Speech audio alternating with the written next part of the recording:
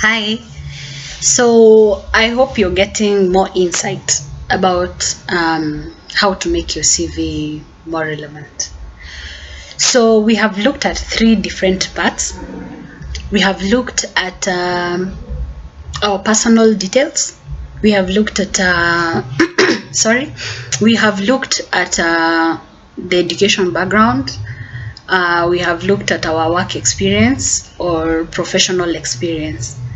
So this is the other part that is not necessary, but it is very important depending on the job and where you place your all other things that you have been doing that might help you actually hack or get this job that you're aiming at. So there are other things, for example, that we can put in. Let's look at a section like conferences and workshops. Okay, so have you attended any conferences? Have you gone for any workshops? Did you present anything in that workshop?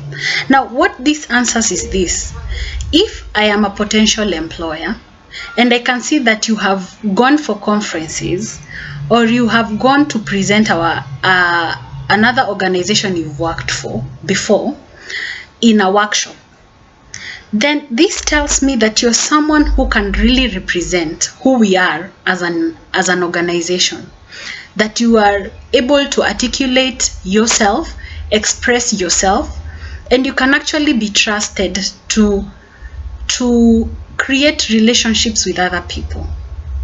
So that is where you place those conferences and workshops. And how do you place them?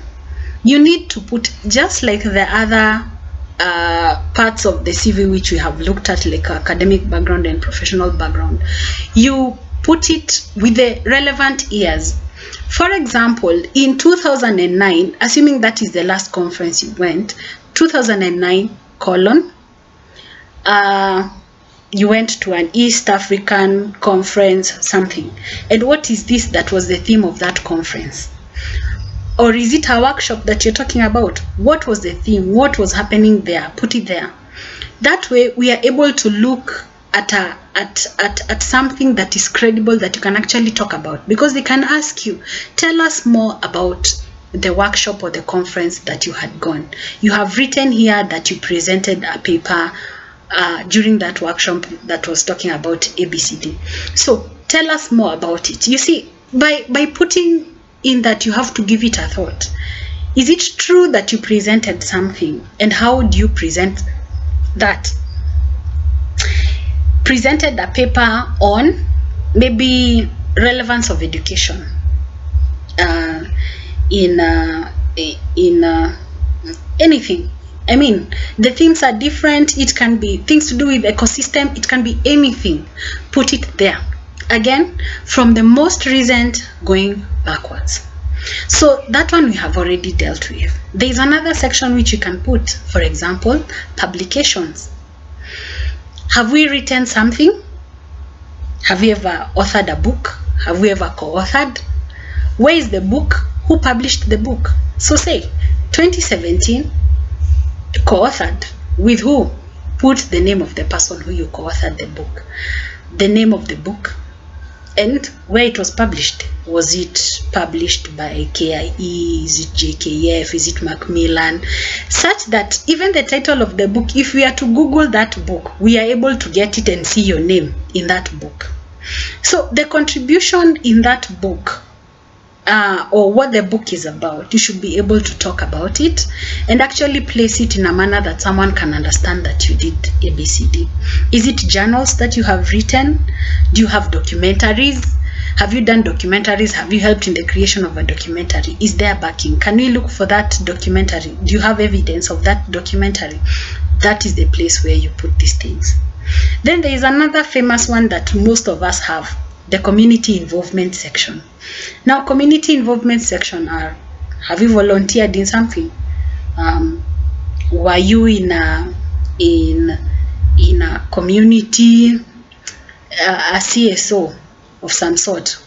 Community maybe an FBO? Have you worked in one? Have you volunteered? Have you gone to a children's home? What did you do in that particular area? So you put it there. What this makes us see is that you are also conscious about the society and how the society actually looks at your organization. If especially an organization is involved about a CSR, which you call the corporate social responsibility, they would want someone who is in the forefront to be able to actually initiate things that are going to make them go and also sort some of the problems that are there in the society. And then finally, our favorite part, our hobbies.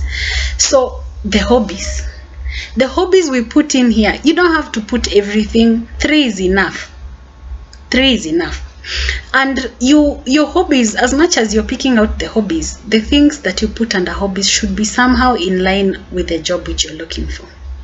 For example, it is a job, a teacher job. So my first hobby will be reading. What does that say? It means I'm someone who is constantly informing myself or updating myself with the relevant knowledge. So I can put in something else fun, like I like music, I like traveling. So whatever you put there should be something that is acceptable first and not so conspicuous or making you look like you're someone who is unapproachable or you are someone who is not outgoing. And then maybe in our next clip, we can talk about how to write our referees and how we can bring in this issue of having referees that are actually going to support you in the job which you're looking for.